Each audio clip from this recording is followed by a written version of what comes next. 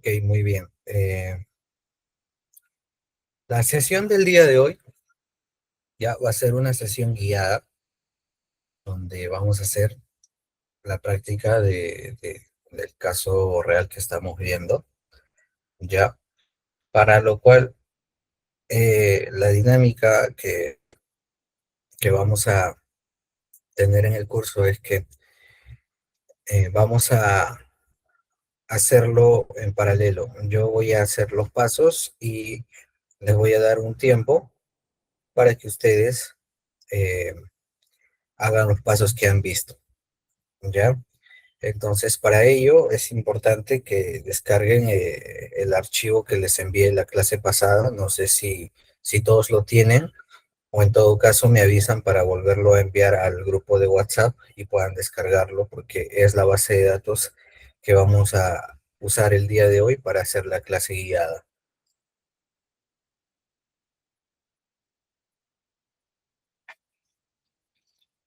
Ok, entonces entiendo que todos tienen la base de datos.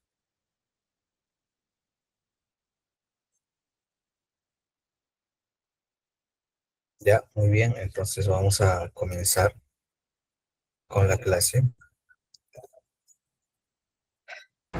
Profesor, no la tengo. Si es tan amable, enviarla al WhatsApp, le agradecería. Juan, ¿tú estás en Sí, los grupos de WhatsApp? sí, Ya, ok, a ver, vamos a buscar a Juan. Juan, ¿tú tienes mi número de WhatsApp? Por favor, ¿me puedes escribir un mensaje yo para ahí poder enviarte? Voy a ya. poner mi número en el chat.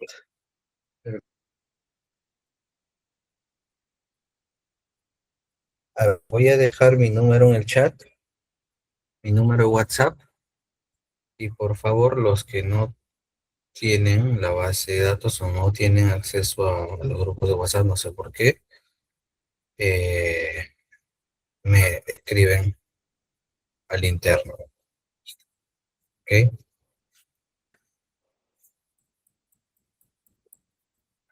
Ahí he dejado mi número, ¿ya? Ok, entonces vamos a proyectar la pantalla para que ustedes puedan ver,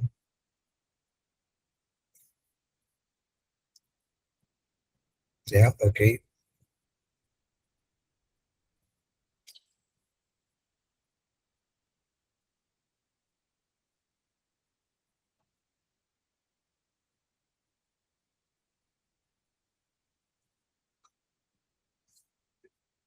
listo. ¿Me confirman, por favor, si están viendo mi pantalla?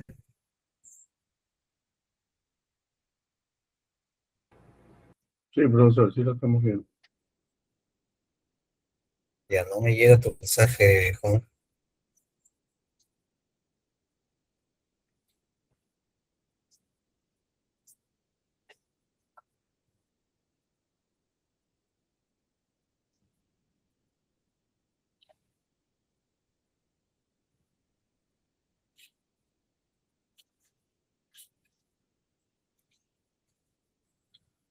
Ya. Ok, entonces tenemos esta que es la base de datos que vamos a utilizar el día de hoy, ya para la clase. Es la misma que hemos utilizado la clase pasada, para los que no han podido estar. Eh, la clase pasada ya vimos todo lo que es el análisis cinemático. Ya hemos hecho la parte de la teoría, eh, en qué consiste el análisis cinemático, cómo es que se lecturan eh, los estereonets. Y el día de hoy, para los que no han podido estar, cuando lleguemos a ese punto, vamos a entrar un poco más a profundidad, a detallar qué es lo que significa o cómo es que se leen estas visuales que estoy proyectando, ¿ya? Que es el mecanismo de falla por Coupling, el mecanismo de falla por cuñas, y el mecanismo de falla por planar. ¿Ok? Entonces, me confirman por favor que todos tengan ya el software abierto y la base de datos abierto para comenzar.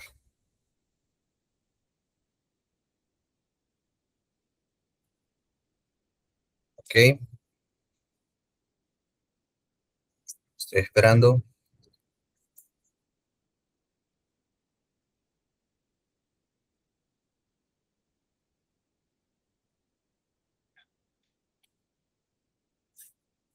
Ok. Entonces, asumo que ya tienen el software abierto, ¿ya?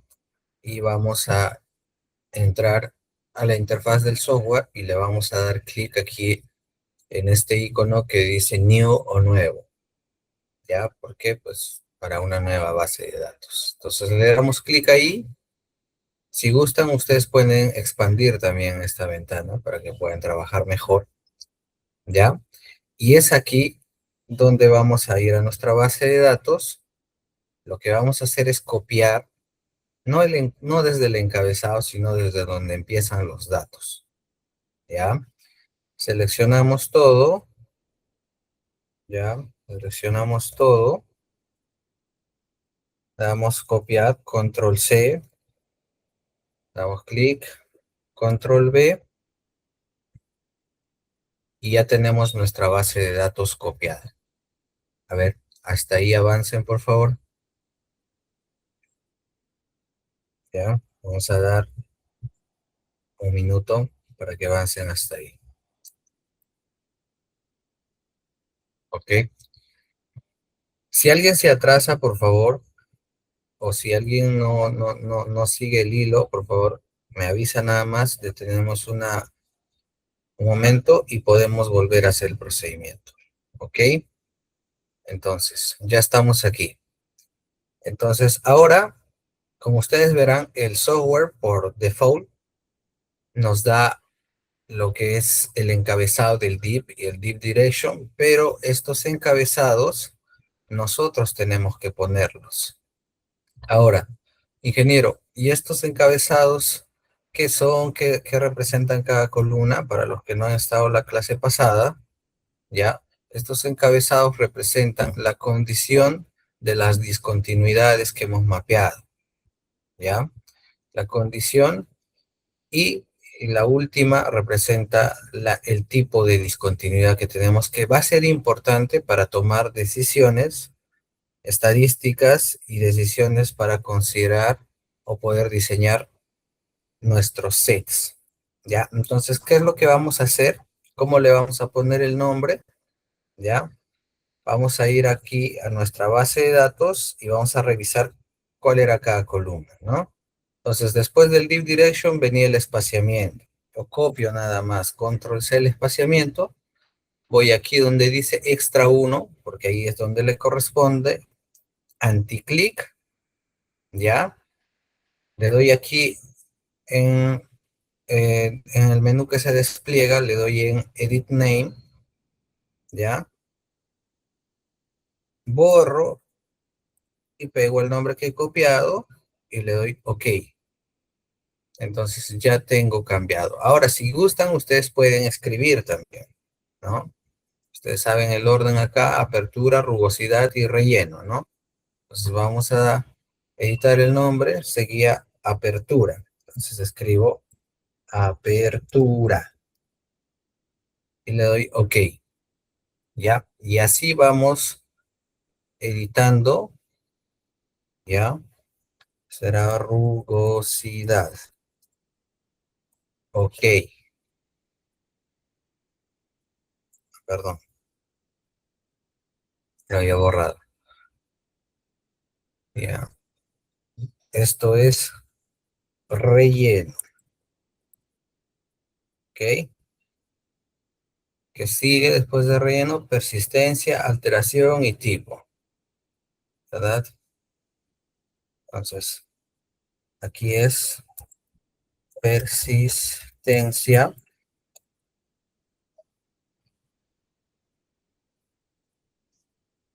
alteración, y acá vamos a ponerle tipo, ok, hasta ahí. A ver, vamos a dar un tiempo, ya, para que ustedes puedan también ahí cambiar los nombres, ya, cambien los nombres de las columnas, que esto nos va a ayudar para las estadísticas,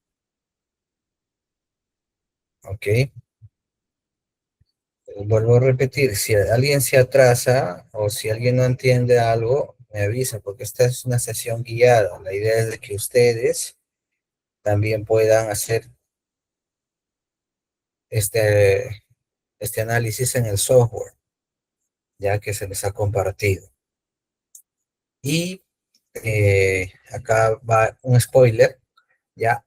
Las últimas 4 preguntas del examen van a ser un caso práctico, un caso aplicativo, donde ustedes van a tener que hacer el análisis y en base al análisis que hagan van a tener que responder 4 preguntas.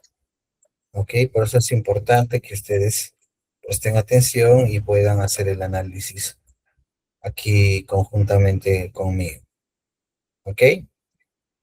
Ya. Entonces, una vez que ya hayamos cambiado los nombres, ya nos vamos aquí a nuestra visual del polo vector, ya, que es el icono que estoy seleccionando con el cursor o con el puntero del mouse.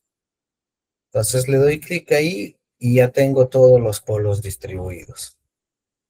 ¿Ya? Entonces, esta es una base de datos real, ¿ya? Es una base de datos real y ha sido mapeada con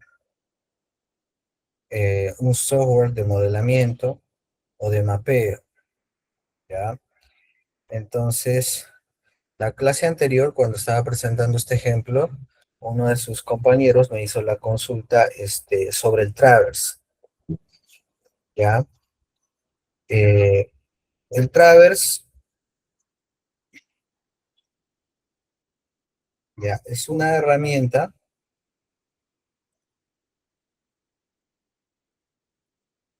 perdón,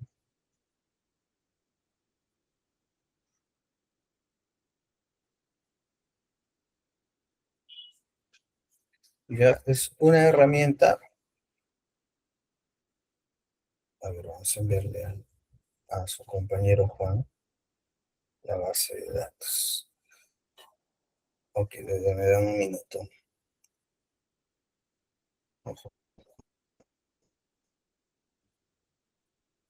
Listo, ya. Es una herramienta cuando se hace el mapeo, a ver, lo voy a proyectar para que ustedes puedan ver y puedan saber de lo que les estoy hablando. Ya, este es un software de mapeo, ¿no? Cuando yo muchas veces hago un mapeo con línea de detalle, es decir, yo agarro, vamos a ponerlo, vamos a cerrar todos los clústeres acá. ¿Ok?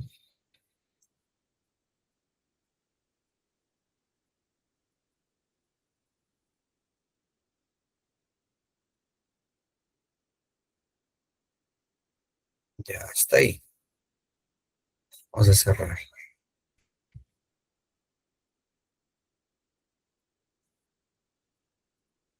todos aquellos. Ya. Cuando yo hago un mapeo y trazo mi línea de detalle, oh, perdón.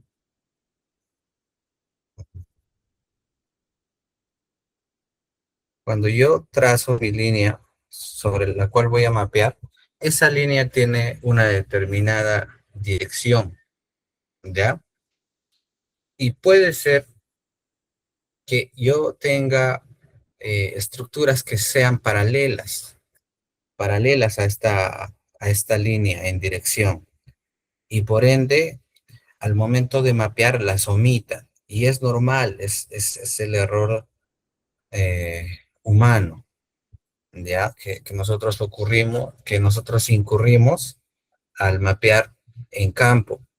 Muchas veces obviamos, ¿por qué? Porque nuestra línea no las corta necesariamente, sino que va paralela o subparalela a las estructuras, ¿ya? Y cuando se hace mapeo en campo, ahí sí se tiene que eh, considerar la dirección para que podamos hacer una corrección en el mapeo, ¿ya? Pero en este caso, no, el software no hace una línea de detalle, ¿no? El software te lee todas las estructuras en todas las direcciones, ¿no? Entonces, por eso esta base de datos no tiene esa función, ¿ya?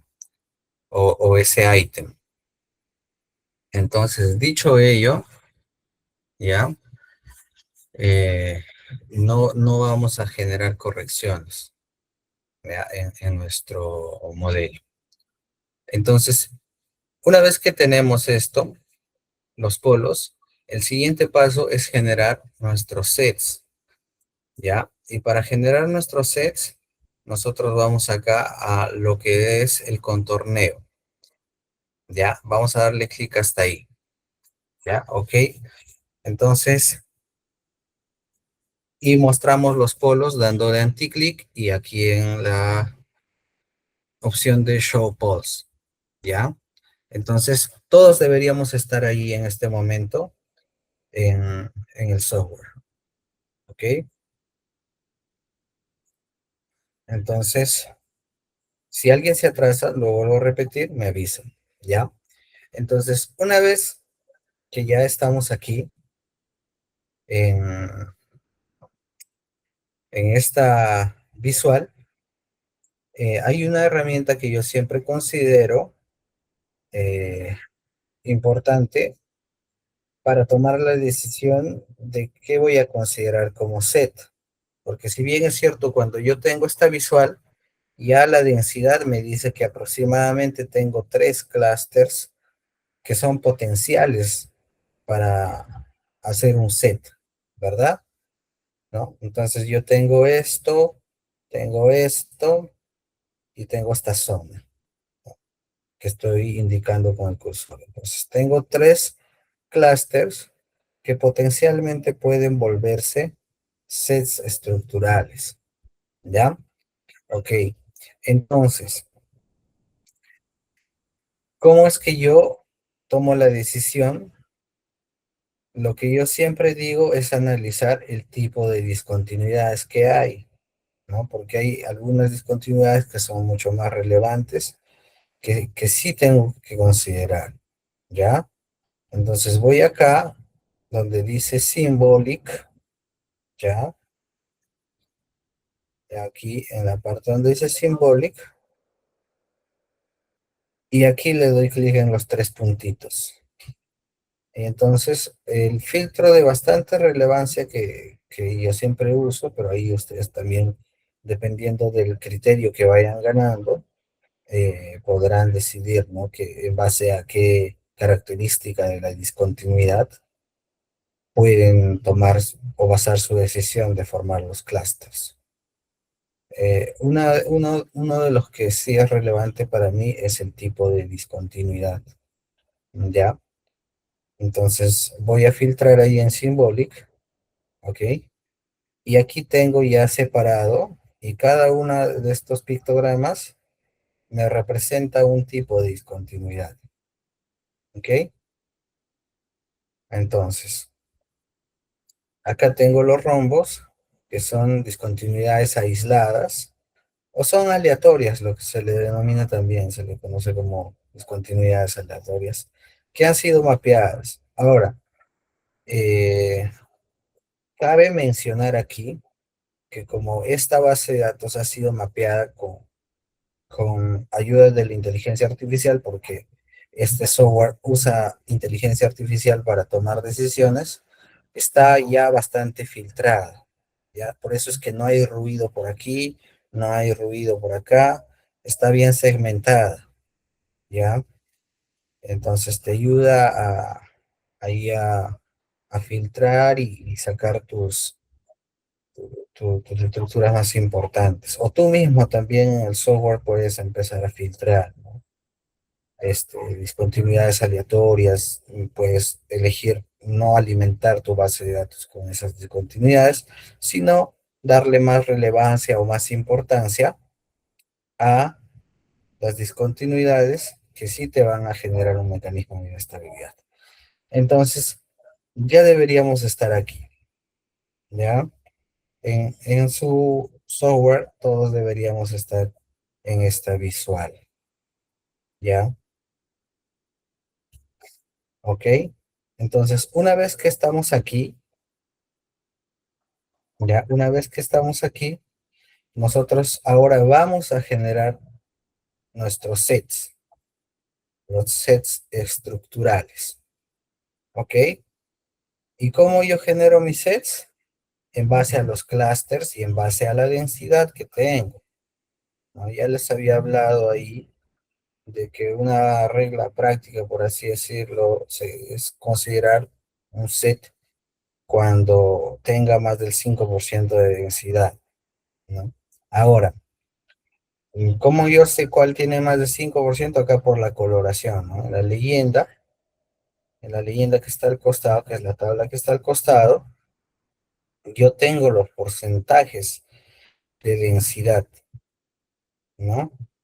Entonces, se podría decir que este color donde está ahorita el cursor, está entre 4.8 y 6, ahí está el 5%, ¿no? Entonces, a partir de este color, que es un verde, ya se considera como verde, y yo puedo considerarlo o contornear o a partir de ahí formar mis sets. Pero ¿qué más? ¿Qué otro criterio puedo tomar? Lo que estábamos conversando en la segunda clase, ¿no? Yo puedo calibrar o puedo, se podría decir, eh, darle otra característica de consideración de lectura a mi StereoNet. ¿Y cómo hago ello?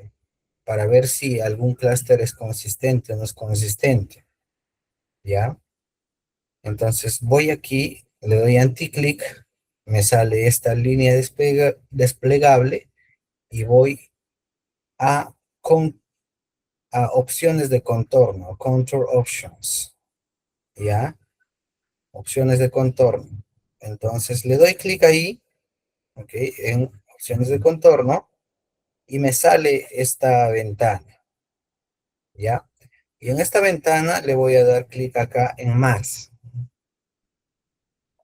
¿ya? O more, más. Entonces la ventana se agranda y me sale acá, voy a ponerle un costado para que ustedes puedan apreciar el cambio, ¿ya?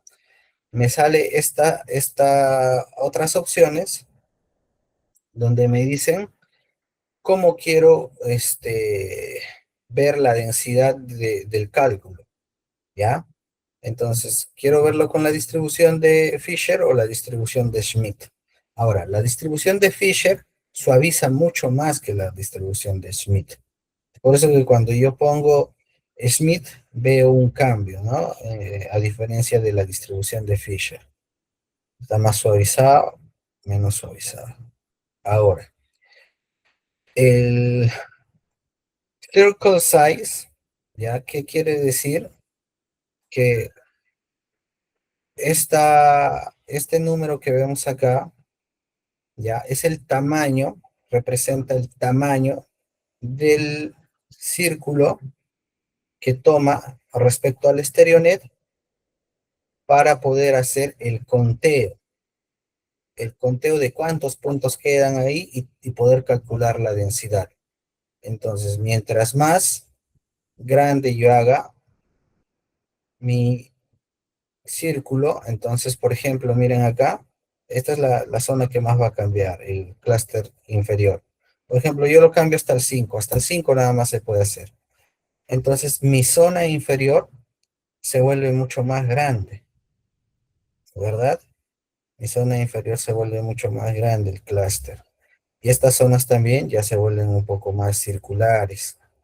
Entonces, eh, crecen, crecen o se empiezan a diferenciar más, ¿no? Entonces yo veo claramente que acá ya hay una concentración mucho más grande. Y también la tabla de densidades va a cambiar, ¿ya? Va a cambiar debido a este cálculo. Entonces, por ejemplo, si yo disminuyo esto hasta 0,5, esto cambia, ¿no? La forma de acá de mi clúster cambia, es más, para acá hay un satélite y acá también cambia, hay otra zona de densidad, ¿no? Entonces, en base a esto, yo cambiar esto me sirve para yo poder ver si un clúster es consistente o no consistente, ¿ya?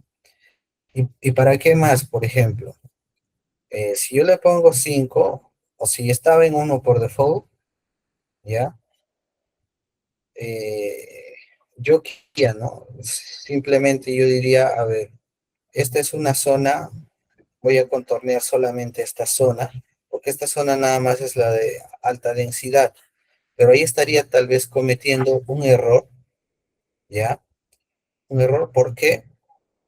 Porque si yo veo la leyenda,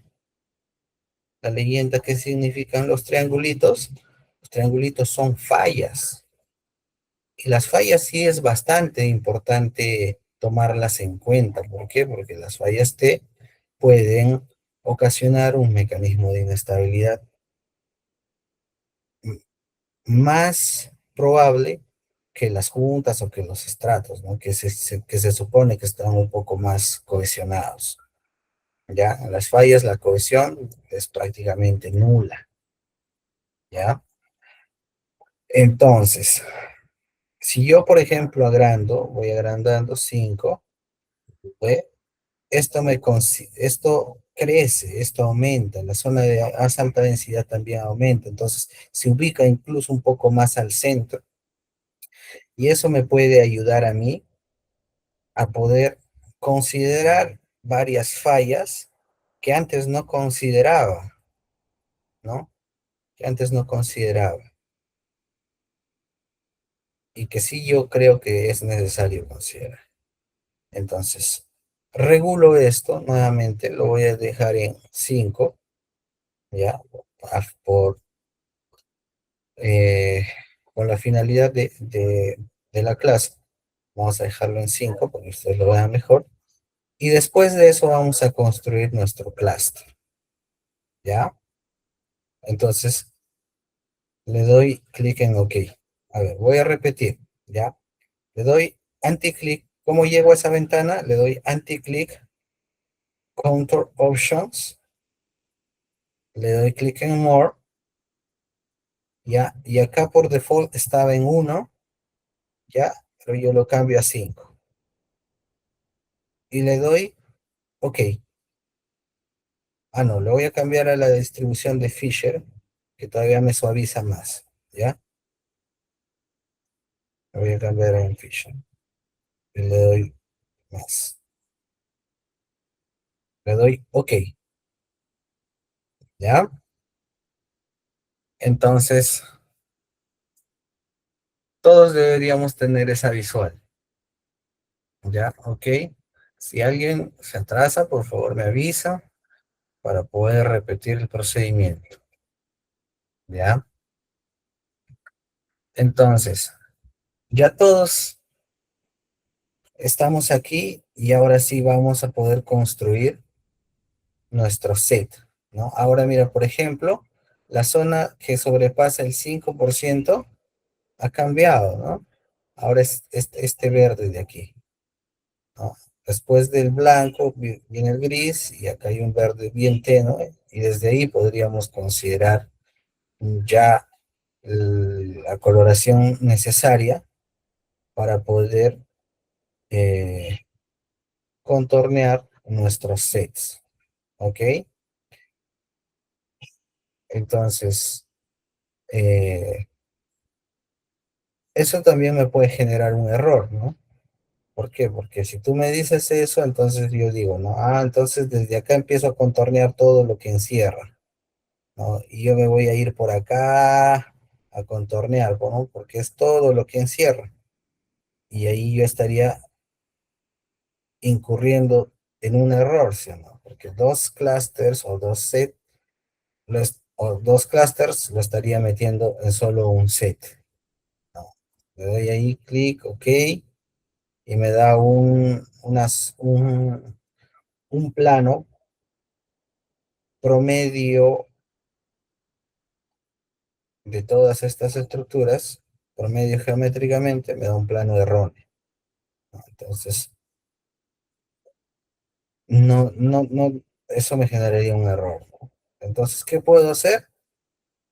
Irle subiendo yo mismo en cuánto debería contornear, por ejemplo, en este verde, considerar esto, o simplemente irle bajando aquí, ir calibrando en Contour Options, vuelvo, doy clic y tal vez no 5, ¿no? Un 5%, tal vez un 3, ¿no?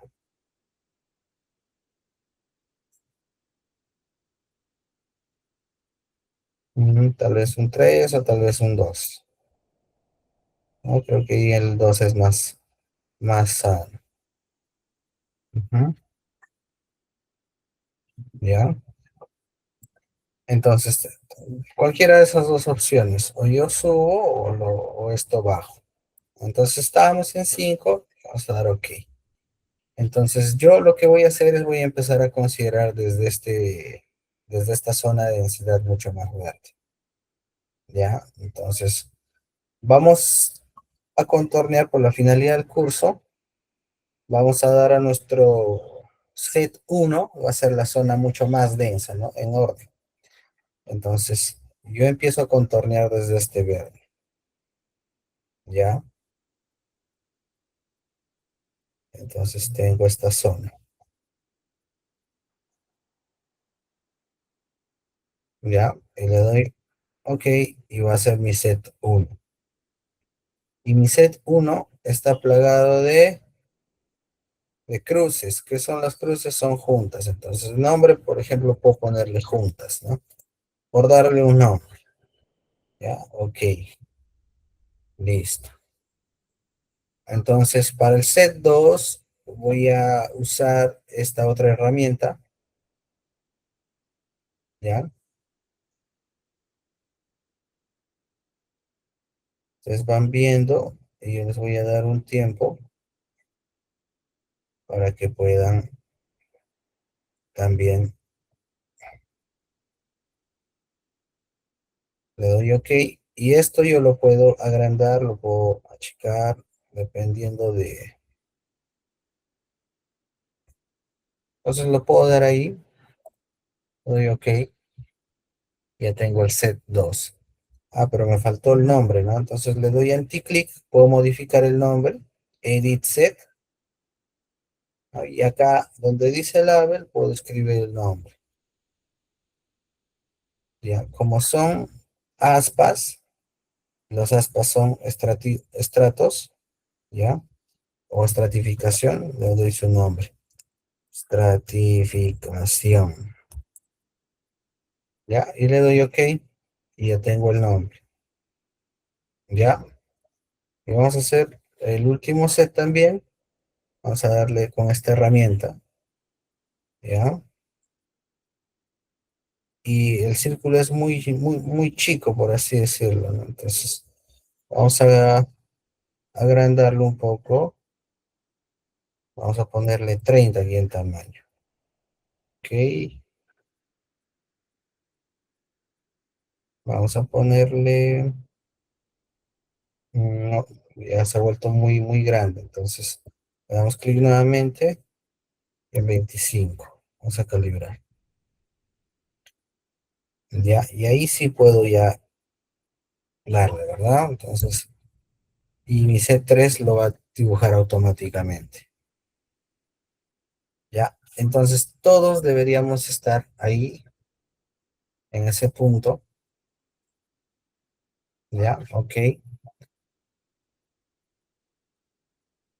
Vamos a dar unos minutos para que todos puedan llegar hasta ese punto.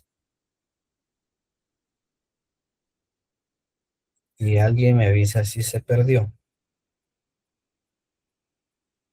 Ok,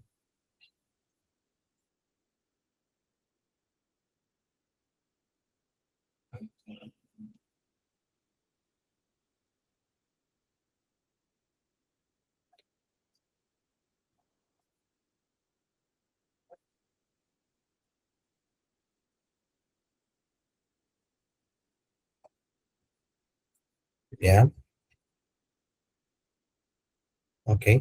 Considerando que ya todos estamos en este punto, ya tenemos nuestros sets estructurales.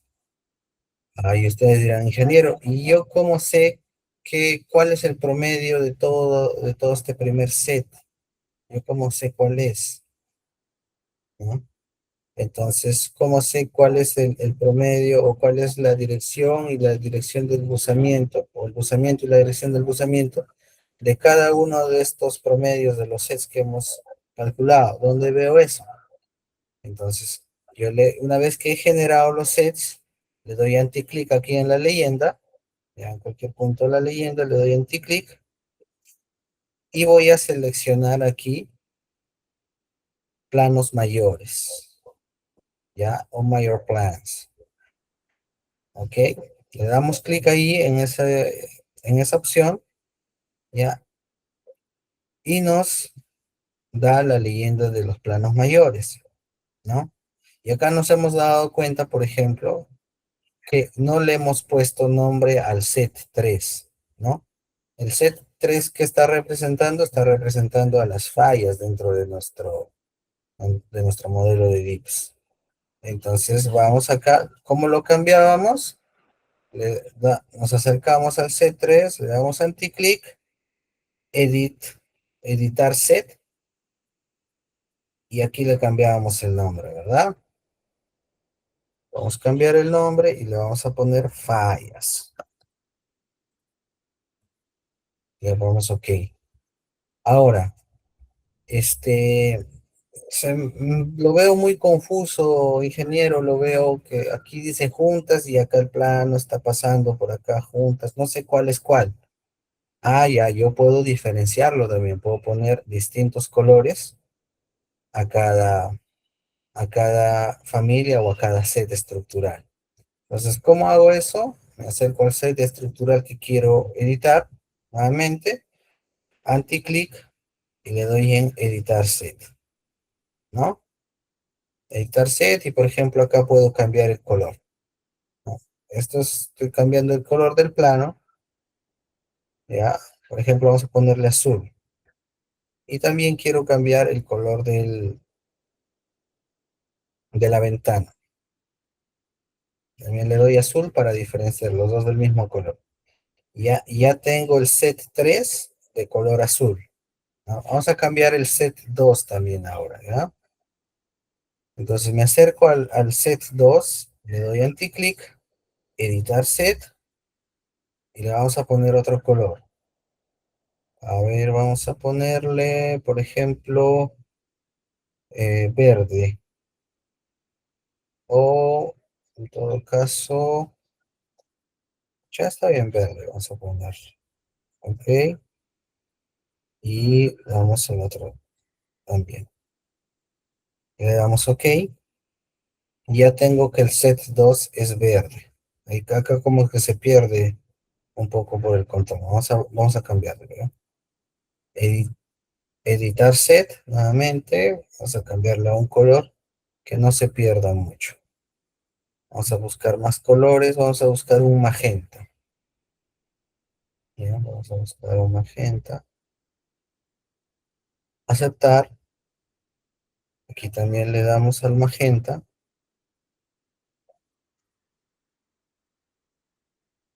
Aceptar. Le damos OK. Ya tenemos nuestra notificación. Ahí como que se ve un poco más, ¿verdad?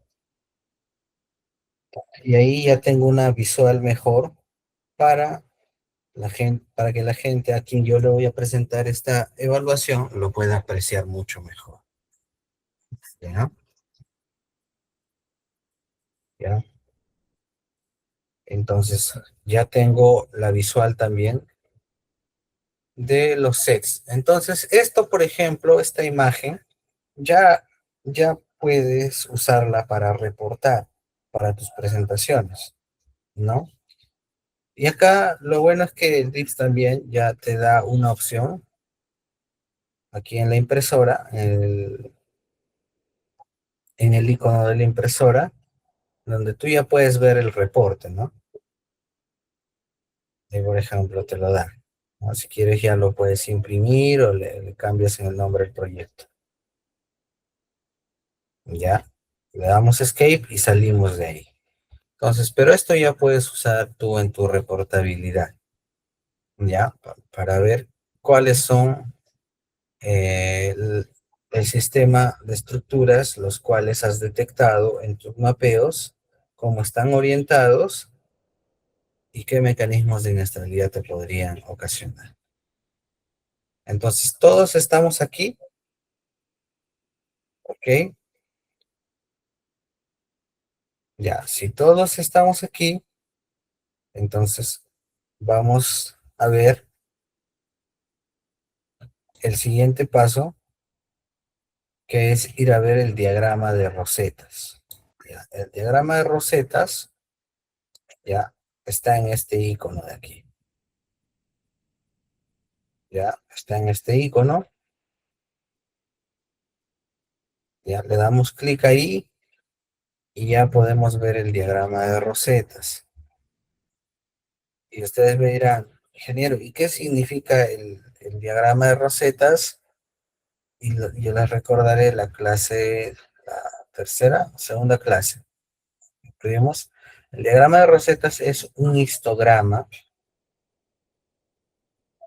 ¿ya? Un histograma de forma polar o forma radial, como le quieran llamar, ¿ya? Tomen nota de eso, ¿ah?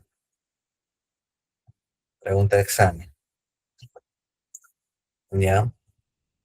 ¿Qué es lo que hace? Hace un análisis estadístico para ver en qué dirección, ojo, estamos hablando de dirección, ¿ya?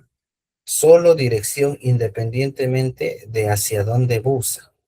Ya si busa para la derecha o busa para la izquierda, la estructura tiene orientación, se podría decir, noroeste a sureste.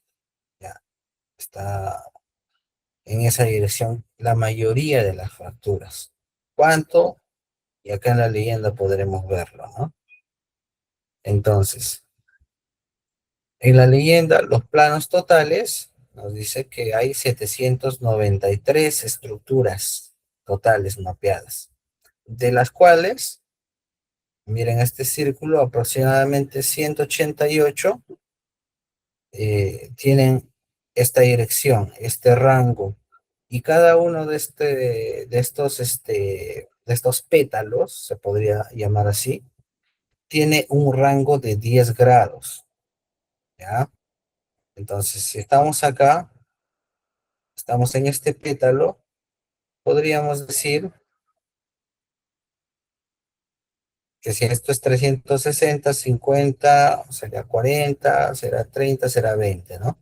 Entonces está entre 320 y 330. 180 de estructuras están en ese rango, tienen esa dirección más o menos. ¿Ya? Dirección. Ojo. Entonces, esta igual de igual manera, ¿no? Más o menos unas 150, 155 estructuras están en esta dirección y así. Entonces, va formando el diagrama de rosetas. ¿Y eso para qué es importante? Para saber cómo se está comportando en referencia a nuestro talud. Y esto es bastante también usado en tema de voladura, ¿no? Para poder tomar decisiones y poder saber hacia dónde sale la secuencia del disparo. ¿Ya? Entonces, ya tenemos el diagrama de rosetas y el diagrama de rosetas también es una herramienta de reportabilidad. ¿Ya? De herramienta de reportabilidad. A ver, ¿y cómo se reporta eso? A ver, yo les voy a mostrar un ejemplo. Eh, justo que me lo pidieron por la tarde. Aquí, ya, ¿no? Por ejemplo, este es un mapeo donde se han mapeado varias ventanas. ¿Ya? Cada una de estas distancias representa una ventana de mapeo. Y cada uno de estos diagramas Rosetta representa a la orientación de la mayoría de estructuras que se han mapeado en esa ventana, ¿no? Entonces, tú le pasas esto a los blasters o los de voladura y ellos en base a eso toman decisiones para su secuencia. ¿Ya? ¿Y qué decisiones? La decisión básicamente consiste en sacar la secuencia del disparo lo más perpendicular posible a la mayoría de estructuras a la mayoría del patrón dominante, ¿no? Por ejemplo, la dirección de disparo en este caso, si la mayoría de estructuras va de noroeste a sureste, ¿ya? Entonces la orientación de la secuencia de disparo tendría que ser perpendicular, es decir, de noreste a suroeste, ¿ok? En este sentido, ¿ya? Entonces, esa básicamente es la decisión que puede tomar los blasters para afectar lo menos posible a los taludes. ¿Ok? Y esto también ya es un entregable. ¿Ok? Entonces, continuamos. Entonces, una vez que ya estamos acá, ya vamos a proceder a hacer el análisis cinemático ahora sí. ¿Ok? Entonces, ¿dónde yo hago el análisis cinemático? Acá está bloqueado lo del análisis cinemático. Para yo poder hacer el análisis cinemático, vuelvo al icono de contornos, le doy clic ahí. Ya, si quiero ver los polos como hacía, tengo dos opciones, ¿no? Le doy clic acá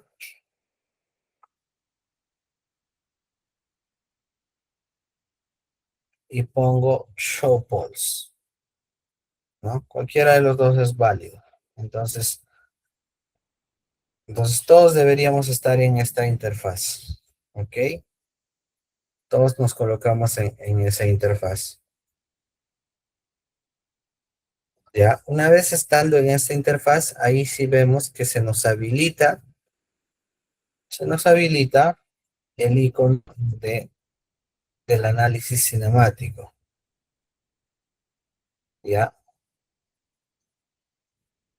Entonces, vamos a darle clic. Le damos clic, inmediatamente deberíamos tener esta visual. ¿Ya? Todos deberíamos estar en esta visual. ¿Ya? Cuando tú le das clic y nos ponemos en esta visual, ¿ya? Entonces tenemos esta ventana. Esta es solamente opciones de ploteo, es decir, qué es lo que queremos ver, ¿no? La segunda clase creo que vimos esto, ¿no? Que si queremos ver los sets o no queremos ver los sets, queremos ver eh, los overlaps o no, o por ejemplo, si queremos ver en diagrama, no sé, ecuatorial, que es el más usado. Pero ahí ya se nos vuelve un poco más cargado la visual, por eso vamos a quitarlo, ¿ya? Pero son herramientas visuales, básicamente. La primera ventana, se podría decir, de la columna izquierda, ¿ya? Son herramientas visuales. Lo que nos interesa acá es la segunda ventana, la que está abajo. Y es esta ventana la que vamos a usar para darle características al talud que queremos evaluar. ¿Y qué características necesitamos? Lo más importante que necesitamos es la dirección del talud y ¿qué más necesitamos? El usamiento, ¿verdad? damos el buzamiento de la cara del talud y la dirección en la que buce. ¿Ya? Entonces, aquí en la primera opción dice slope deep.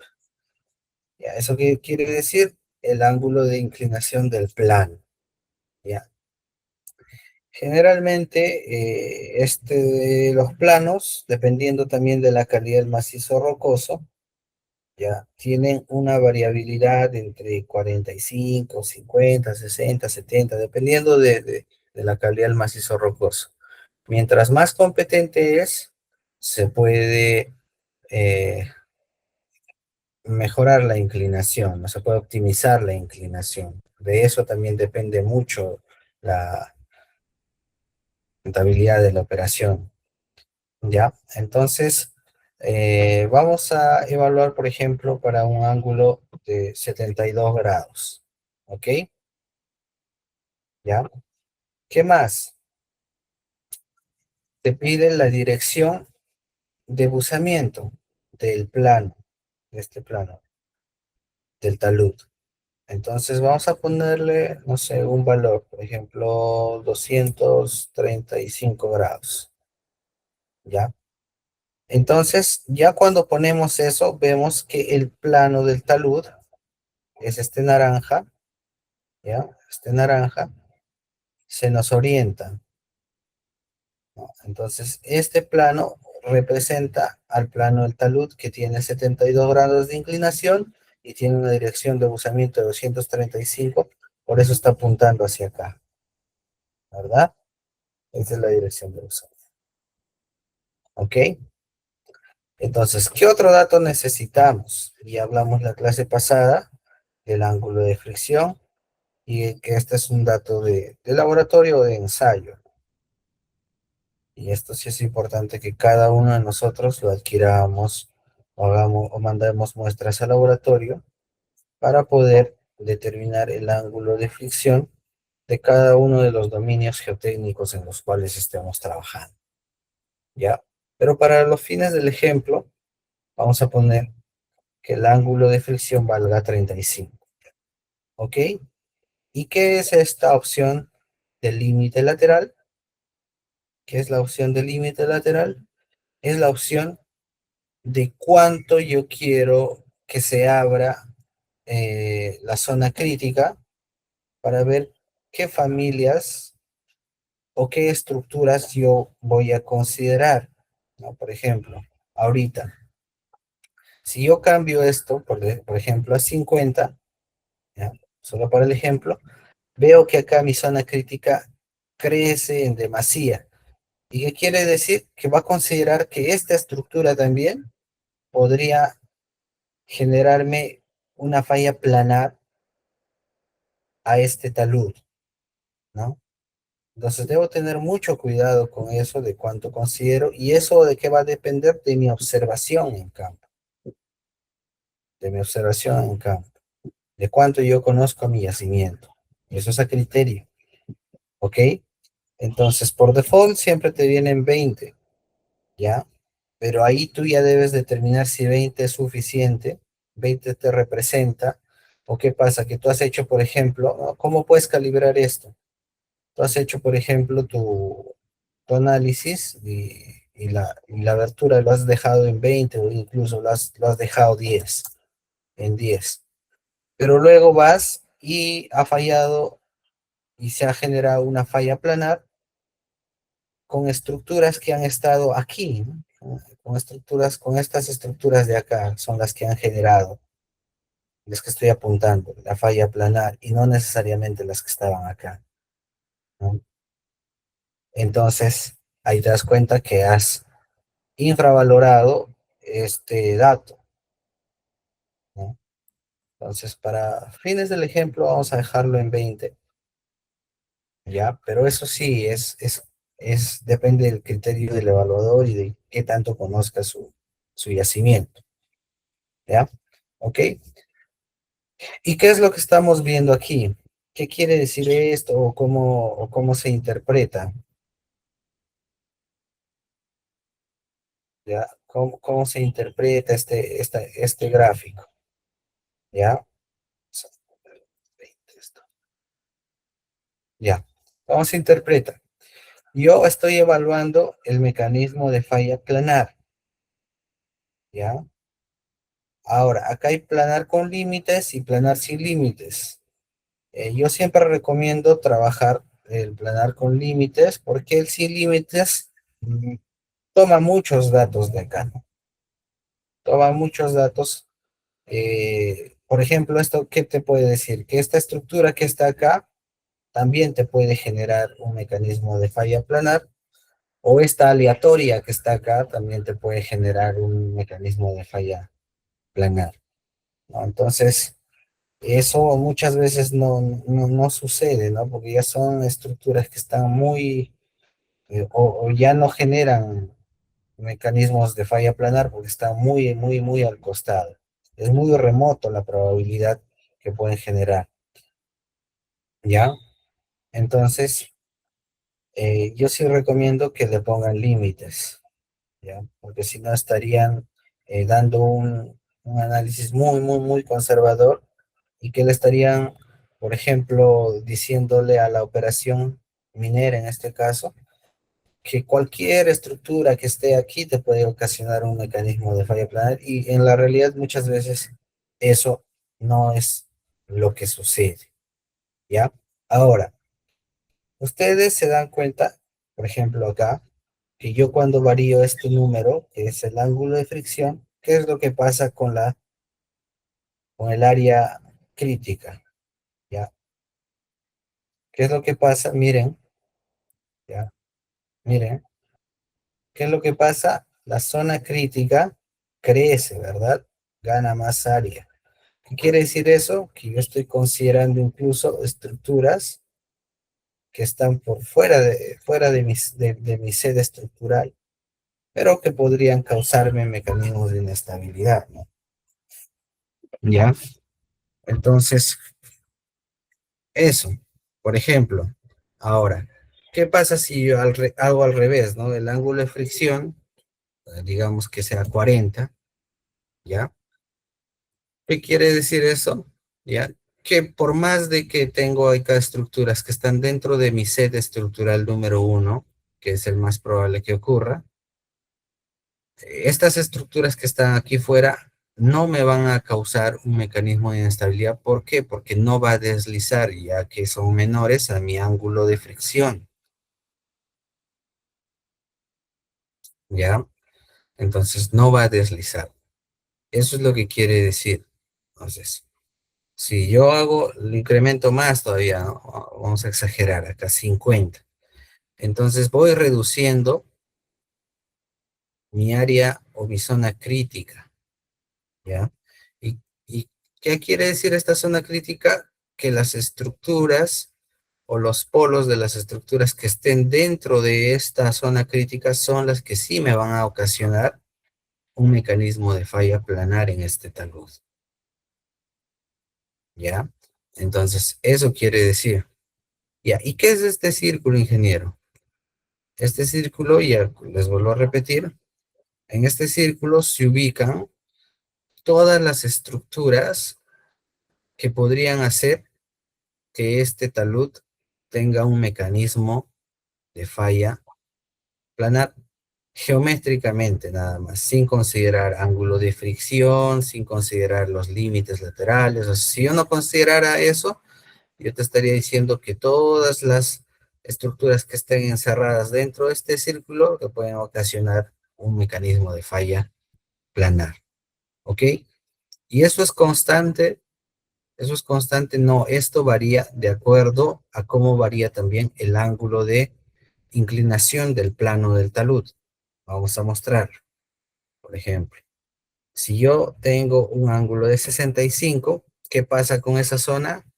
Se vuelve más pequeña. ¿Y por qué se vuelve más pequeña? Porque ahora mi talud está un poco más inclinado, ¿no? Por eso que ya, o sea, no hay muchas estructuras que puedan hacer que mi talud ahora tenga un mecanismo de falla planar. ¿Qué pasa, por ejemplo, si yo le doy en 20? ¿No? Crece más todavía, pequeñito se vuelve, ¿ok? Entonces, eso va a crecer o va a disminuir en cuanto yo cambie el ángulo de inclinación de mi talud. ¿Ok? Entonces,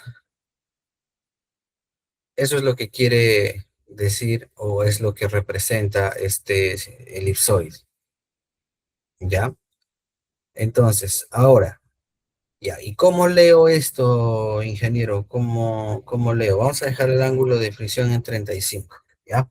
Entonces, para tener, con la finalidad de que todos tengamos los mismos resultados, ya, entonces calibremos, o resultados parecidos, ¿no? Porque muchos de ustedes habrán trazado de manera distinta, tal vez, el contorneo de cada set, ¿ya? Entonces, tenemos acá 72, 235, le damos 35 y tenemos 20. Con esos datos que obtenemos, que por ejemplo, ¿qué nos dice eso? Que el total, mira, esta primera columna, yéndonos acá a la ventana de resultados, esa es la ventana de resultados, en la leyenda, esta primera columna nos dice que tenemos 32.53% de probabilidad de que ocurra un mecanismo de falla, pero ¿con qué lo analiza? O en base a qué está este porcentaje, este 32.53, está en función a todas las estructuras que hemos mapeado, a todas las estructuras que están en nuestro StereoNet, ¿ya? Pero yo me doy cuenta que no tiene caso evaluarlo, la falla planar, con este C3 ni con este set de 2. La que me está ocasionando ese mecanismo de falla planar, en este caso, es el set 1. Y para ello yo analizo la segunda columna, ¿no? Ahora me dice, con el set 1, solamente evaluando con el set 1, yo tengo el 85.34% de probabilidad de que ocurra un mecanismo de falla planar. Este set 1 me va a ocasionar sí o sí, porque este 85 es una probabilidad muy alta, ¿no? Tengo alta probabilidad de que me ocurra un mecanismo de falla planar. Ya, es por eso que yo les puse acá 235. Ahora, ¿qué pasa, por ejemplo, si mi talud gira un poquito? Ya no tiene 235, sino 220. Ya, retrocede un poco, ¿se dan cuenta? Ustedes, la zona crítica se mueve. ¿Y qué es lo que pasa con mi probabilidad de falla? En ambos casos disminuye, ¿verdad? ¿Por qué? Porque ya tengo esta zona crítica, coge menos estructuras, ¿ya? Entonces, muchas veces, por ejemplo, esa también puede ser una decisión, ¿no? Más que nada en proyectos de infraestructura, ¿no? Girar un poco la infraestructura para evitar eh, probabilidades de ocurrencia de mecanismos de inestabilidad, ¿no? Entonces, eso por ejemplo puede ser porque, mira, hay una reducción considerable de 85 a 55%, es una consideración o es una reducción bastante considerable, ¿ya? Es más, ponle que acá ya no le roto 15 grados, sino decido rotar, no sé, 30 grados. Entonces me quedo en 205. Entonces ahora, de lo que estaba en 85, por rotarle 30 grados a mi infraestructura, por así decirlo, yo he disminuido al 10% nada más ya de probabilidad de ocurrencia. En base al set 1 y en base a todas las estructuras que tengo, he descendido a 4.9, ¿no? Entonces, por ejemplo, por ahí también va, haciendo este tipo de análisis, va la toma de decisiones que ustedes puedan recomendar como geotecnistas después. ¿Ok? Entonces, eso es con referencia a la falla planar, ¿ya? Entonces, eso, este jueguito o este ejercicio que hemos hecho ahorita de mover, ¿ya?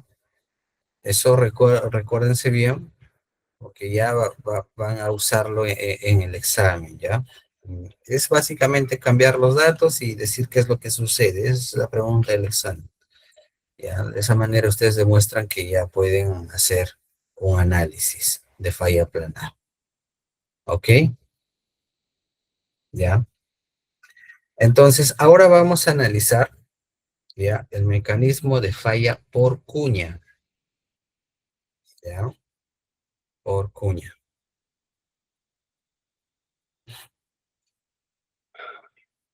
¿Ya?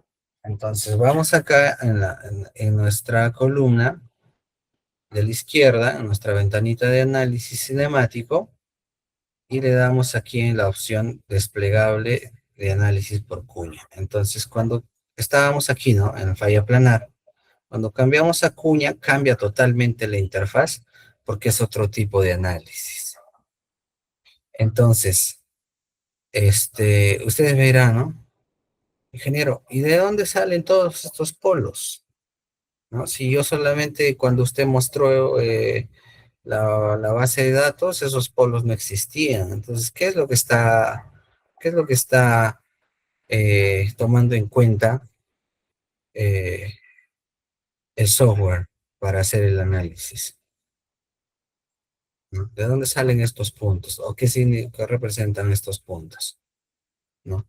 Entonces, ahí haremos un recordatorio de que yo les dije que cuando hacemos el análisis para cuñas, ¿ya? Lo que nosotros vemos o la condición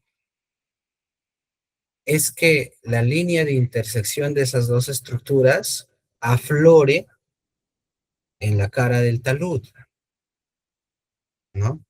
Entonces, ¿qué representarían estos puntos? Representarían todas las intersecciones que se generan cuando se cruzan las diferentes discontinuidades. ¿Y cómo son esas intersecciones, ingeniero? Para eso vamos a volver acá a la visual de polo, ¿ya? De vector polo. Vamos a esa visual, ¿ya? Salimos de acá, salimos del análisis cinemático, solamente mostramos los polos, y acá vamos a seleccionar en la columna de la izquierda, en Plot Options, vamos a seleccionar intersecciones, ¿ya?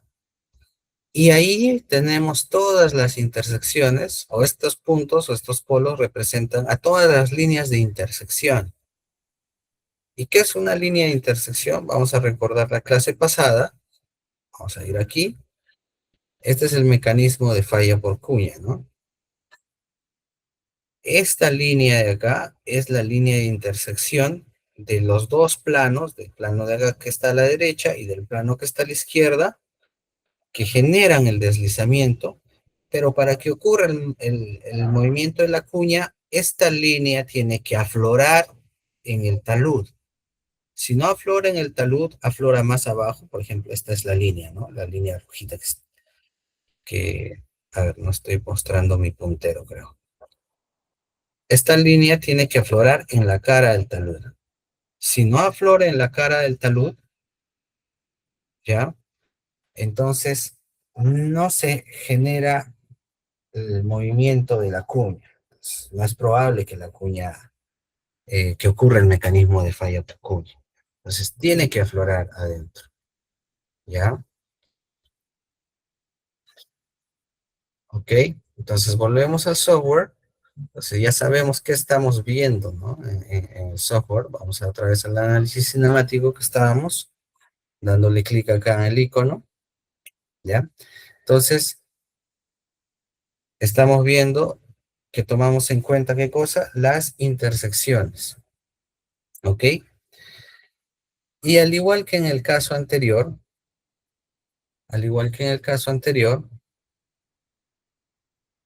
ya, para que la visual no cambie, vamos a tomar esto, ¿no? Show post. Ya. Para que la visual no cambie, nada más respecto a lo que ya hemos hecho en el análisis de falla planar.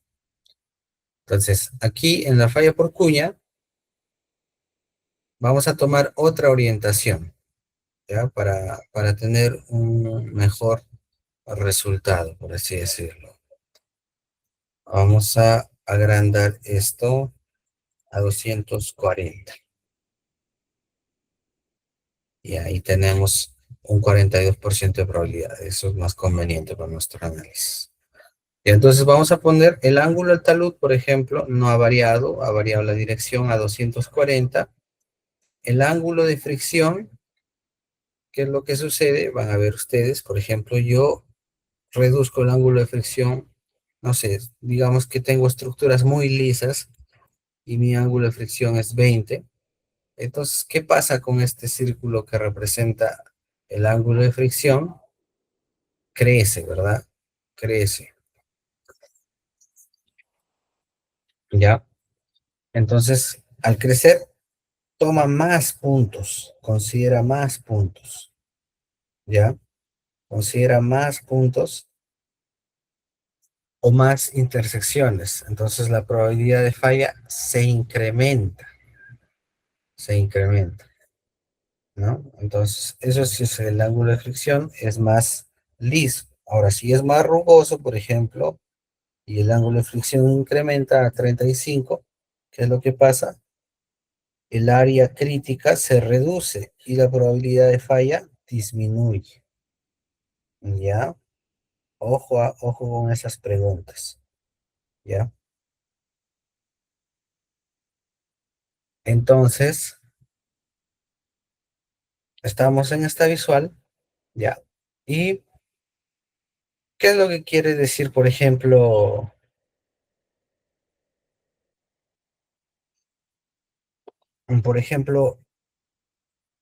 estas dos familias, ¿no?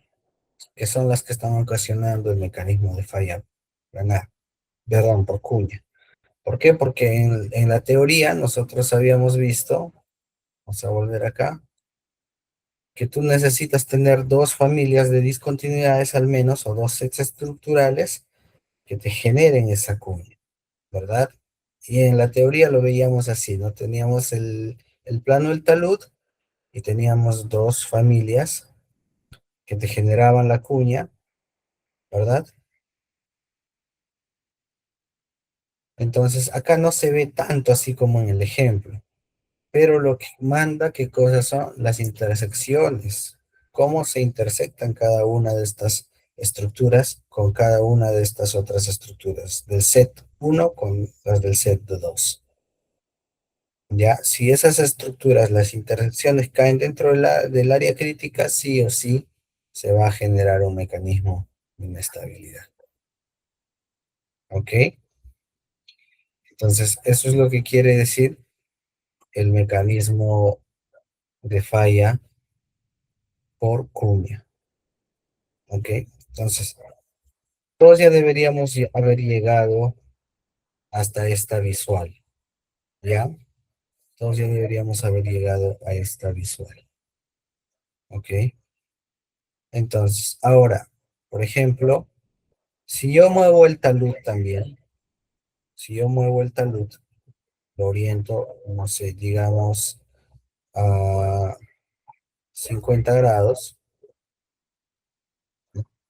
mi probabilidad de falla por cuña se reduce notablemente, ¿verdad? Se reduce notablemente, ¿no? Entonces, ¿esto qué quiere decir? Cuando yo esté en un tajo, ¿qué quiere decir? Ya sabemos y hemos dicho que en un tajo tenemos todas las direcciones de talud, ¿no? ¿Por qué? Porque el tajo es casi circular y siempre los taludes, por ende, tienen casi todas las direcciones. Entonces, ¿qué nos querrá decir? Que una cara, por ejemplo, si tenemos este arreglo estructural para todo el tajo, diremos que en una cara hay alta probabilidad de que se formen cuñas y en la cara que está al frente ya no se generan cuñas,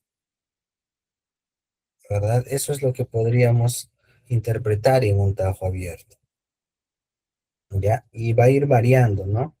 Va a ir variando. ¿Qué pasa, por ejemplo, si ya no es 50, sino tal vez es 110, ¿no? Entonces, mi talud se va moviendo.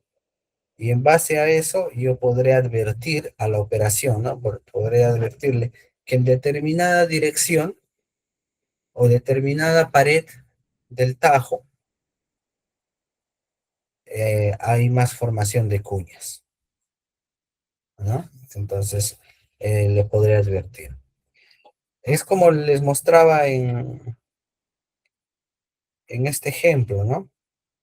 Aquí casi todas las estructuras están usando en este sentido de noroeste a sureste, ¿no? Por así decirlo, ¿eh?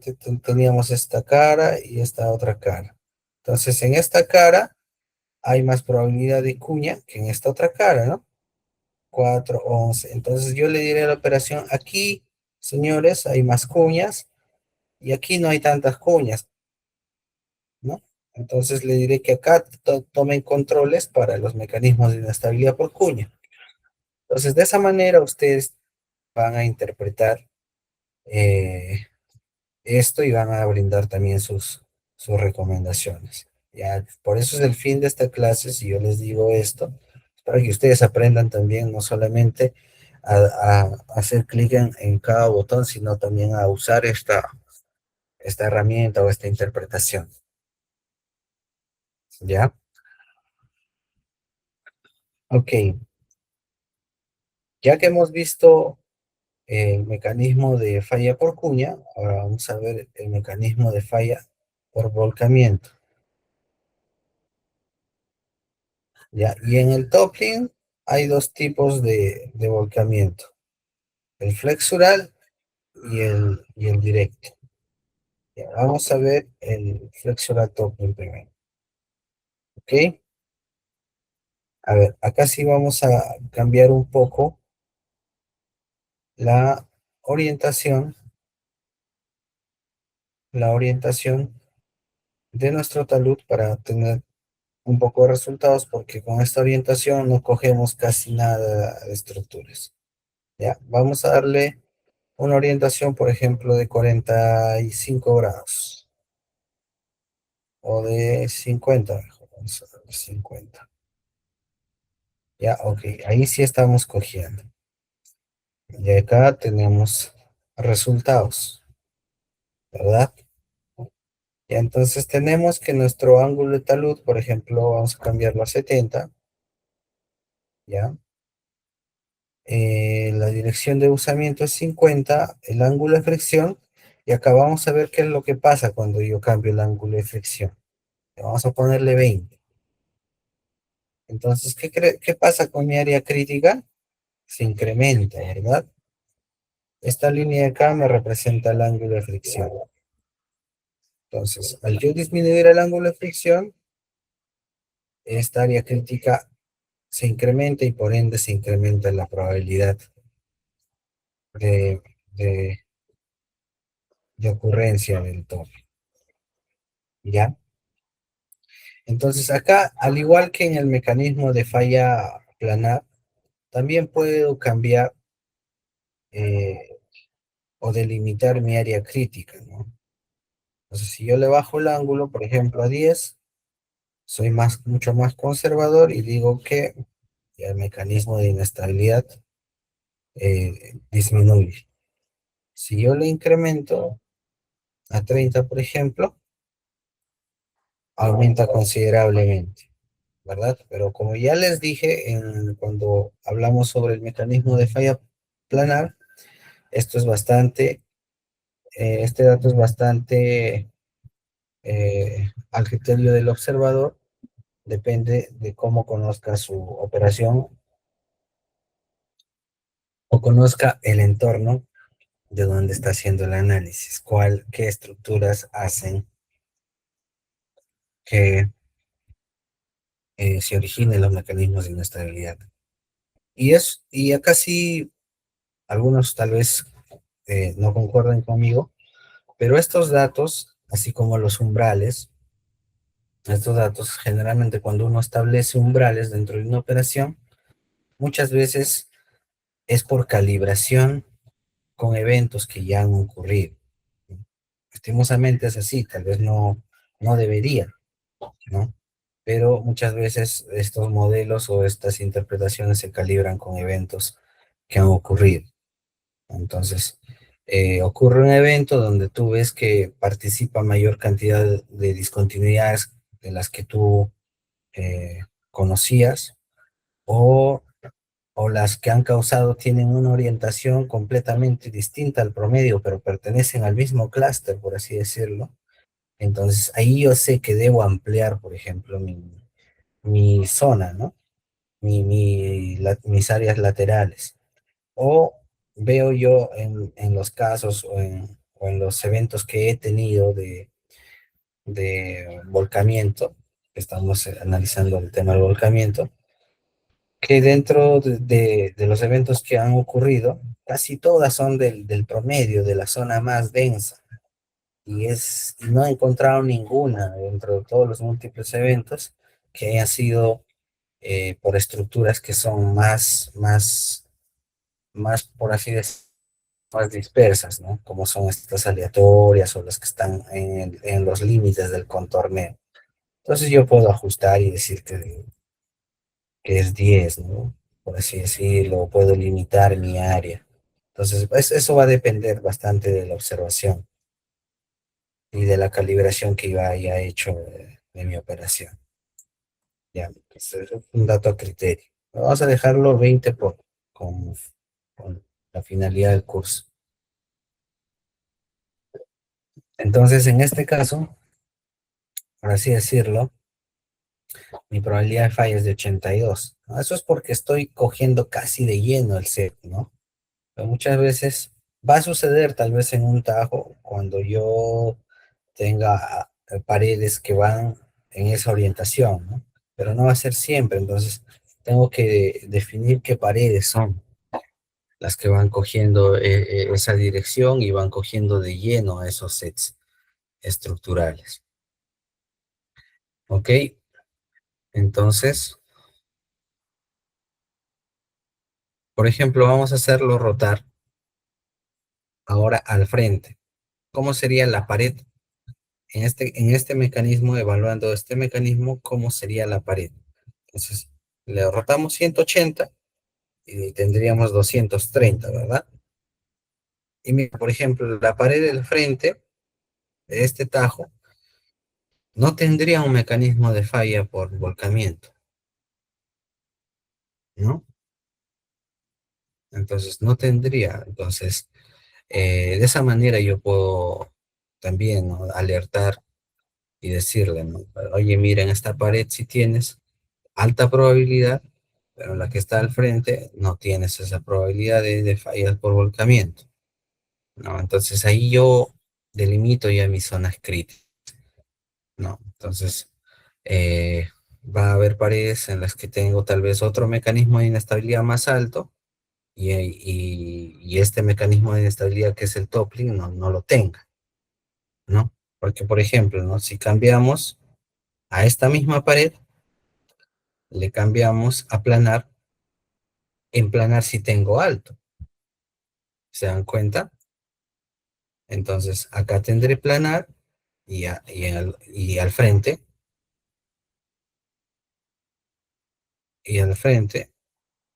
y toppling no tendré, ¿no? Tendré planar esa misma dirección, ¿eh? 230, y toppling no tendré, ¿no? Entonces, eso eh, me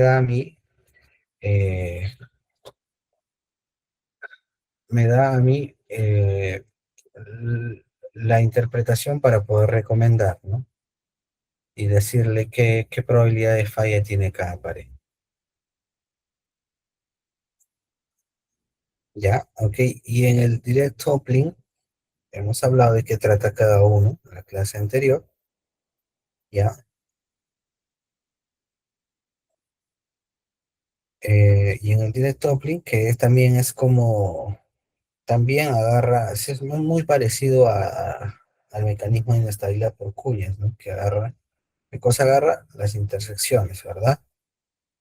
Entonces, ahí también voy analizando cómo es que va a fallar cada, en cada orientación que yo le dé, ¿no? Por ejemplo, acá sí tengo eh, con el total de la base de datos tengo un 40%.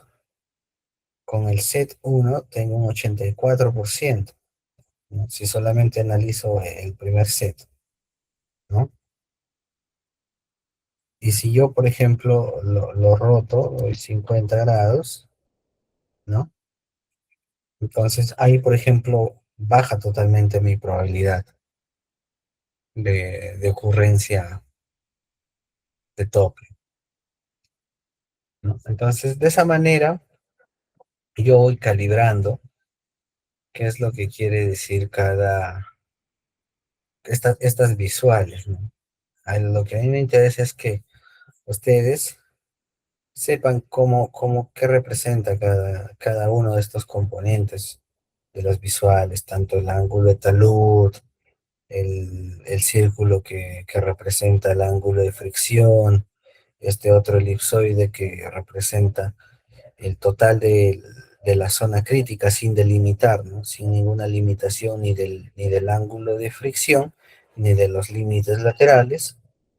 eh, eh, Representa el área dentro de este elipsoide. Cada estructura que caiga podría ocasionar geométricamente un deslizamiento planar respecto a este talud, ¿no? Entonces, si ustedes ya dominan esa lectura, ya van a poder hacer correctas interpretaciones del análisis en el que estén trabajando.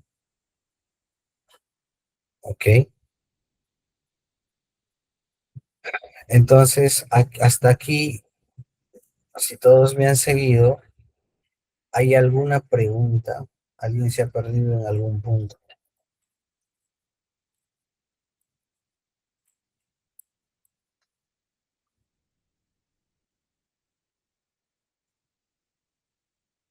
Sí, se me escucha, ¿verdad?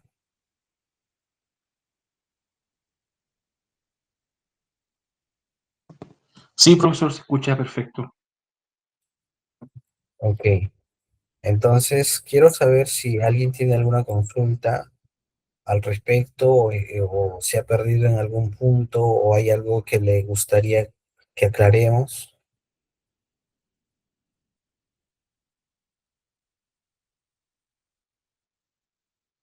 respecto al software. Ingeniero, buenas noches, disculpe. ¿Cuál es el criterio a tener en consideración para saber cuál de todas esas familias es la familia dominante, ¿no? La familia mandona, lo que se podría decir. Ah, muy, muy buena pregunta. Ya, vamos a salir de acá, de este análisis estadístico, ¿ya?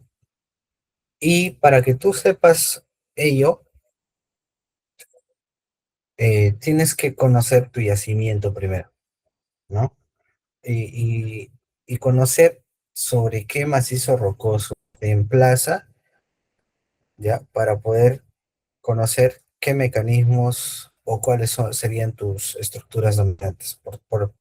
Porque no es lo mismo, por ejemplo, para irnos así de extremo a extremo, ¿ya? No es lo mismo que tengas un yacimiento emplazado en roca sedimentaria que la estructura dominante ahí son los estratos, que estés emplazado en una roca volcánica o una roca intrusiva, por así decirlo, ¿ya? Entonces ahí hay otra componente, ¿no? De esfuerzos que te forman un set estructural, porque todas las estructuras en sí, la orientación a estos sets o responden a la formación, que en este caso son, por ejemplo, en el ejemplo, ¿no?, que estamos viendo acá. Este clúster representa la formación de la roca, que como son rocas sedimentarias, se han, em, la mineralización se ha emplazado en los estratos, por ende tú tienes estratificación, ¿no?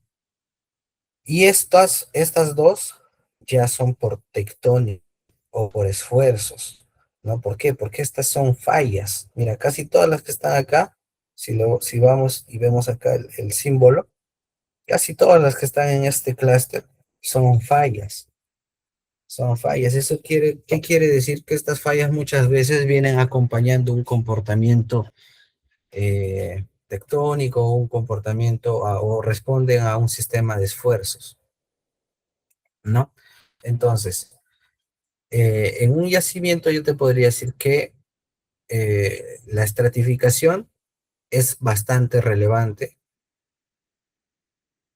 Las fallas son determinantes, ¿ya? Para que te generen un mecanismo de inestabilidad. Pero si tú, por ejemplo, te emplazas en un yacimiento sobre estratificación, los estratos son los que te mueven toda la aguja, ¿no? Los estratos tú lo vas a ver grande. Ahora, eso es en cuanto a tipo, ¿no? Ahora, yo te podría decir, ¿qué pasa, ingeniero, si esos estratos están bien cohesionados? ¿Qué quiero decir con eso? Que entre estrato de una etapa y estrato de otra etapa, solamente hay una línea, pero esa línea está bien cohesionada, no está dividida. Entonces, ¿los estratos te podrán generar un mecanismo de inestabilidad? No. Entonces, ahí entra la característica de la estructura, ¿no? Entonces, tengo un sistema de juntas, pero ¿qué son juntas o son diaclasas? ¿Están separadas? ¿Tienen apertura? ¿Tienen relleno? ¿Qué tipo de relleno tiene? ¿Relleno blando? ¿Relleno duro? ¿Cómo es la rugosidad? ¿Está lisa? ¿No? Entonces, todo eso se analiza para poder ver qué familia es la que te puede ocasionar el mayor tipo de mecanismo de inestabilidad. Porque sí, yo puedo tener, por ejemplo, este sistema de juntas, puedo tenerlas y yo puedo hacer mi análisis de, no sé, de planares, ¿no? Y solamente por la orientación me puede salir que yo tengo, no sé, 80% de probabilidad de planar, porque la orientación me lo dicta así, pero luego yo conozco las características de la junta y digo, ¿no? Hago mi análisis estadístico, por así decirlo, vamos a hacer acá un ejemplo, hago y digo relleno, ¿no? O relleno. Por así decirlo, las juntas son el Z1, ¿no? Vamos a filtrar el Z1. Ok. Sin relleno. O sea, esas juntas no tienen relleno, o sea, están pegadas de lo que me sale. Entonces me podría ocasionar eh, un mecanismo de falla. No, no, el relleno no es suficiente, ingeniero. Quiero ver a ver si es liso, puede deslizar o no. Ya, entonces analizo también la, la, la rugosidad. Le doy ok, va. Analizo y sí es liso, la mayoría es lisa. Aquí está, el histograma me lo dice. O es ligeramente rugosa o es lisa. Entonces, todo eso pesa para yo poder determinar cuál sí me puede generar un mecanismo de inestabilidad, ¿no? Entonces, esa pregunta que tú me haces, por eso les dije, es muy buena pregunta, no te la puedo responder así por así en cada yacimiento. Cada yacimiento necesita su estudio y ver qué familia es la que te origina el mayor mecanismo de inestabilidad en base a sus características, en base a su tipo, a su origen. Entonces todo ello pesa, ¿ok? No sé si queda claro o te he confundido más.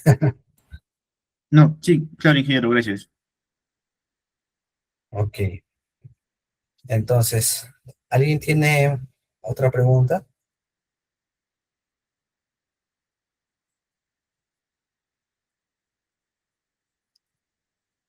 A ver, muchachos, ahora es momento, porque ya este módulo termina con la clase del día de hoy.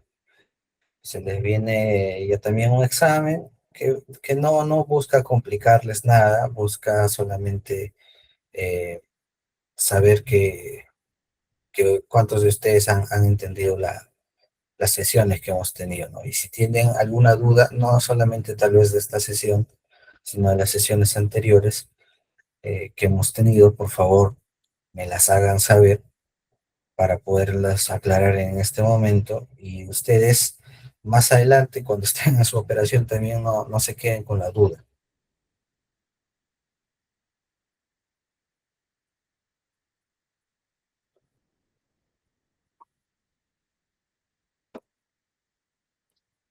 ¿Ok?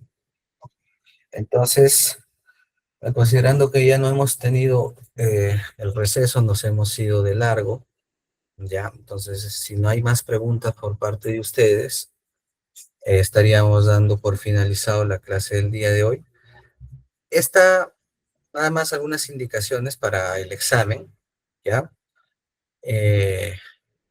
La base de datos que van a usar es esta misma, la que hemos usado en clase, para que ustedes también estén familiarizados y no se compliquen al momento de dar el examen. Vamos a hacer ejercicios, son 4 preguntas del ejercicio práctico que ustedes van a tener que hacer, ¿ya? Y básicamente es lo que hemos hecho, ¿no? ¿Qué pasa si, por ejemplo, yo reduzco el ángulo de fricción? ¿Qué es lo que pasa si yo roto el ángulo del talud o la dirección del talud? Cosas como esas, ¿no? Que hemos visto. Ya, para eso es importante que ustedes hayan entendido cómo se delimita el set estructural y cómo es que se hace el mecanismo o cómo es que se hace el análisis cinemático y cada uno, y cómo se evalúa cada uno de los mecanismos de inestabilidad, ya sea falla planar, ya sea falla por cuña o ya sea falla por toppling, tanto flexural como direct toppling. Solamente eso. Las otras 16 preguntas, las estoy espoleando ahí, sí son bastante teóricas de las que hemos desarrollado en clase. No les estoy poniendo nada de lo que no hayamos hecho. ¿Ya? Ok. Entonces, si está todo claro, y yo espero que esta clase, que este curso les haya servido y no solamente hayan aprendido cómo se usa el software, sino también les haya compartido un poquito del criterio que ustedes deben de tener al momento de hacer sus evaluaciones y cómo es que deben ustedes también reportar a la operación o brindar sus recomendaciones a la operación. Les he mostrado un poquito de cómo es que se trabaja, cómo es que se eh, recopila los datos también con las herramientas que hay hoy en día, que ya son un poco eh, más ligeras, por así decirlo, porque antes el trabajo en campo, el mapeo en campo era bastante arduo, ahora ya hay tecnología que nos puede ayudar a mapear a distancia y mucho más tupido, en una base de datos un poco mucho más sólida. Ya, muchachos, entonces si es que no hay nada más, damos por finalizado la sesión del día de hoy. ¿Ok?